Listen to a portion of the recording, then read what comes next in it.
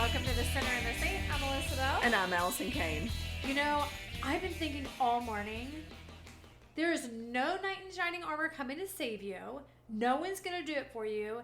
Get off your butt and do something. Wow. Was it a tough morning in your house? That's the crazy. That wasn't even directed at anyone in my house. But just an overarching feeling you're having recently. Yes, an overarching feeling. So probably don't ask me for help right now, right? Yeah, note to self. If you see Melissa, don't ask her for a favor today. Don't ask for advice. Don't ask for a favor. But really, I was thinking, and I've had this kind of thought in the back of my head for a while. So many times we're waiting for the perfect scenario to come along and then. Right? Yeah. And so. And not even what is going to happen, but what we think is the perfect, Right. Yeah. Oh, whatever for sure. we built up in our minds. Right. And then I will act. And then this will change. And so I got to thinking, even my husband, as great as he is and as much as I love him, he's not a knight in shining armor. What he did was he provided a safe place for me to heal and to grow, but I had to do the work. Mm-hmm. And so many times in the Bible you see where God was going to heal or Jesus was going to do something, but it required that other person to act. Yes. So 2 Kings, there was the guy that had the leprosy or something, right? And so he went to the prophet, I think it was Elisha, and he said, I know, I have faith. I have faith that your person can heal me. And so love your voice. The prophet didn't come. I know, I had to be very, I have faith, staunch. Well, the prophet didn't even come down, right? And the prophet sent a message. Right. And so the guy, Naaman, lost his temper, spun around, saying, I thought he'd personally come out and meet me, call in the name of God, wave his hand over the distressed spot, and get rid of the disease. Yeah, use your secret password, buddy. Right. And he said, the Damascus rivers, Abana and Farfar, whatever that is, are cleaner by far than any of the rivers in Israel. Why not bathe in them? I'd at least get clean. Then he stomped off, mad as a hornet. Because the prophet had said, I don't have to. The messenger came down and basically was like, to be healed, go take a bathe, bath 7 bathe times. in these, 7 times, and he didn't even want to go to that river. Yeah, but he said, go dip 7 times and you'll be healed. And the guy was like, oh, what? You're not going to come wave your hands on me? It's like, you're not just going to make this happen? Don't we all act like that all the time? Right. I've been praying this. You're not just going to fix it? Yeah. Yeah. Like, someone come and fix this for me. Why don't you do something for yourself? Be your own hero, baby. Be your own hero. Well, and that is true. I mean, we do need to take responsibility for our actions, and we can't just be passive in any relationship. If you don't add something to it, it's going to fall apart. Yeah, or it's going to run. A friendship. Oh, sorry. A friendship, a marriage, even at work. I mean, any sort of friendship or companionship, you have to put something into it. But I've been in it, I guess, on the flip side of that. Uh-oh. We are contradicting each other today. I like it. Let's do it. I know. In Ecclesiastes 4. And it's such a good reminder that we were made and created for community and companionship. Like God, this is how, not isolation, this is how God has made us. And for this camaraderie with people and an intimacy with people and not loneliness. I mean, that never feels good, right? It says it's better to have a partner than go at it alone. Share the work, share the wealth. And if one falls down, the other helps. But if there's no one to help, tough. And not tough, too bad, tough for you, there's nobody there, but it's tough if there's no one to help. 2 in a bed warm each other. Alone you shiver all night. By yourself you're unprotected. With a friend you can face the worst. Can you round up a third? A 3-stranded rope isn't easily snapped. So there is a lot of loneliness in the world and isolation. And I think more so now, if you look statistically at all the research, there's more now than there ever has been, which seems counterintuitive. Right, since we're we have still connected. all these connections, right? And likes and all the things. But it has taken away our actual connectivity. Like, you have to be with someone in like the presence of someone to establish a true connection. Well, and I think even if you are in the presence of someone, oftentimes we're inauthentic. Yes. So I just imagine, I live and I drive through downtown Apex multiple times a day, and I see all the little girls doing little TikToks on the side of the road. Oh gosh, and I think here they are performing, but the performance never stops, because your whole life is a performance to try to become what you're not intended to be, or hide what you are. Right. Exactly. Well, I started thinking, if we're made for all these things and to serve God and to be in companionship, I mean, we're made like this. Why do we so often try to do it alone, or isolate ourselves, or detach from others, or and then just get so used to it that you're like too afraid, or don't even have the energy to go out and recreate those connections? And what gets us to the point that we think we can't trust other people anymore? Oh, gee, let me see if I can dig into my filing cabinet. Right? Oh my gosh. I know. I mean, you think about our early childhood and adult relationships. We've got personality differences and challenges. There's mental health stuff. There's, different social experiences. I thought you were going to say experiments. I was like, that sounds about right. Social experiments, there's that too. I think oftentimes we're embarrassed, and we think that we need help, and we might feel weak, that independence is more valued, right, than a companionship and community. Would you agree with that? That in the society we live in, it's like, I'm going to do this. I don't need anybody. Shut up. Go away. I think the lines get blurred, because I think what is very healthy and good is to be a whole person by yourself. Yes. Just like in your marriage, right? Yes. You want to be a whole person by yourself, so then when you come together, you complement and support each other. Yes.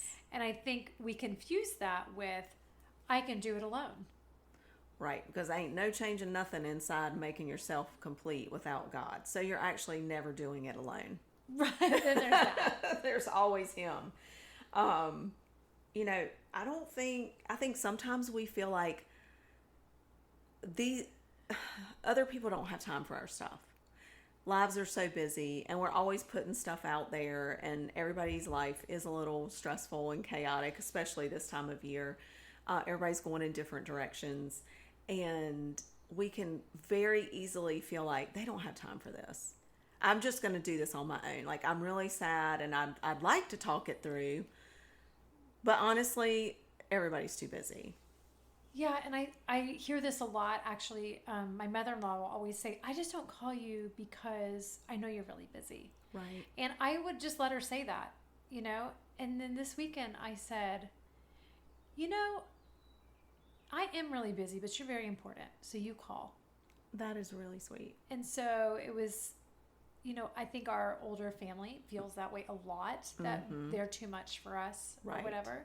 But then I do think that we go through things, and the enemy likes to speak in our... Yes. And say, hey, by the way, you're the only one dealing with this. Pretty shameful. You should be ashamed of yourself. You should be able to fix this. You shouldn't need anybody for that. And what would they think? Right. And so I like to think in my head, when I start to get into that little spiral, God is a God of reconciliation, of companionship, like you're saying. Yes. And so whatever emotion is taking me away from that direction is from the enemy.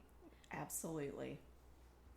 Absolutely. And I think it's that connection with Him, the companionship with Him, where that gives us our solid grounding.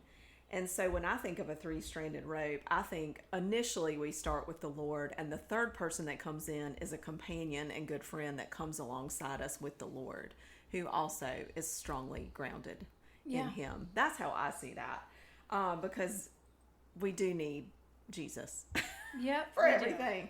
I think some people too have just done it. And I think this will resonate with you, especially. We've just always done it alone. Yeah. On our own, independent, just got it done. We don't want to have to rely on anybody else because maybe we couldn't rely on other people. And we just don't know any different.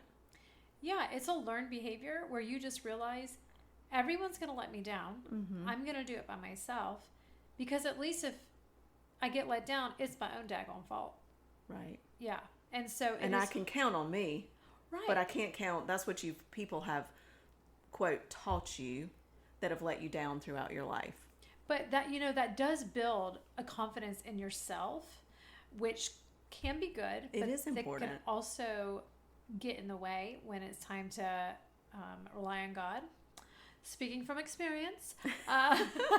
And that speaks to the fact that every strength and any personality test and, what's that one that everybody does? The Enneagram, all the things. Like any strength taken to an extreme becomes a negative. Right. And a weakness.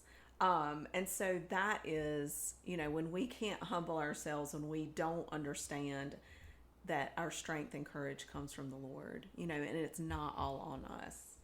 Well, I was thinking about how do we break this? How do we break the cycle? Like no matter where you fit in, and maybe you fit into several of these categories as to why, you don't let other people in with, and trust them. And how do we break it so that we can start to let God and other people in? And I mean, always, what's our always? Y'all know if you're listening and you've been listening for a while, always the number one thing is sit down and take it to God. I mean, and ask him, God, what can you open my eyes and show me what the root, peel back the layers, show me the root of my lack of trust. Mm-hmm. Where did I first learn this? Take me back to that place and help me to get closure and healing from that place of the lack of trust. Yeah, and take it a step further and go, God, show me the people in my life that have been there, that want to come alongside me, but most likely, if you grew up like I did, you're keeping them at arm's length. Right. At best. Probably further.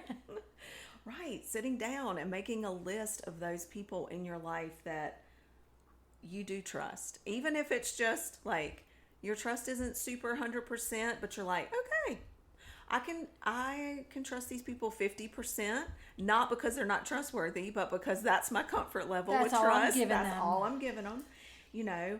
Thank God for them. Mm-hmm. Maybe thank them and make an effort to try to cultivate and open up a little bit more each time you're with that person. Just changing that narrative that has been a part of your life and starting including others that from that list, not just strangers, but with small details of your life. And then, as you do that and practice that, your trust grows with those people, and then it just gets deeper and deeper. Well, it's not just that. I think a lot of times when you grow up like I did, you can have a lot of surface relationships. Oh, yeah. I can go into a room and I can have a conversation with a stranger that would think I poured my heart out to them. Mm-hmm. I did not. Yeah. That's the 20,000 foot view of 20 seconds of my life. Right. But I'm going to tell you something so I let you know that we connect and that I am a real person. Interesting. Right. It's really crazy up in there. Dr. C, oh, I'm fun. So I think you also spend a whole lot of time thinking nobody understands me. Mm-hmm. But that's because you don't want to be understood. So asking God, is it me or is it them? What part of me is holding me back? Right. I feel lonely. I don't have good friends. No one, my people aren't out there. If your people aren't out there, we said it a million times, you're not presenting yourself authentically. And so what is your first step to presenting yourself authentically? It might be standing in the mirror and having a long conversation with yourself. So let's go back to what you said when you, I'll totally put you on the spot. That's okay. That's okay. You're usually putting me on the spot. I know. Darn it. Role reversal. When you're in those situations and you said, I can share, and people think I've been so intimate and forthcoming but it's like the 20,000 mile view. Yeah. Okay. In that moment, is it that you don't trust the person? Is it that that's all you have the energy for? Is it a combination of both? Does it fluctuate? Is it just that you don't really trust anyone with the fine details of your heart? I think it's a combination of everything. And so if I'm in a public setting, which I am a lot, and people are sharing their heart, I'm going to let them know that I can understand where they're coming from with a small story, but I'm not going to share my version of the story. Right. Because I don't feel like everyone gets to be a part of your story. I think that is a very good point. Not everybody gets to know the inner workings, right? And I also think you only know how to be what you've experienced. Mm-hmm. And so I'd never experienced relationships. And it wasn't until recently that I've experienced deep relationships, and I have my few that can ask me hard questions and will dig out, and I won't come with a border or a boundary, right? And that takes practice, repetitive practice, because my knee-jerk reaction is to just run away. Yeah. Fight. Yeah. I like that. Yeah. And I think that's such a good point. I think that a lot of us are when we're, when you have those people you trust, it is much easier to take something that's why it's so important to develop that trust with a few people, and to practice and lean towards that, work with God towards that. Because when those people can ask you the really hard questions, that's where growth God uses them. Right. I mean, He uses the things that you say to me that nobody else would know to even ask. Because I don't talk about that kind of stuff with everybody. He uses you with the questions that you ask me to make changes in my heart and to bring things to my attention. Yeah, and it's not even like I come in knowing something. I'm like, hey, what do you think about this?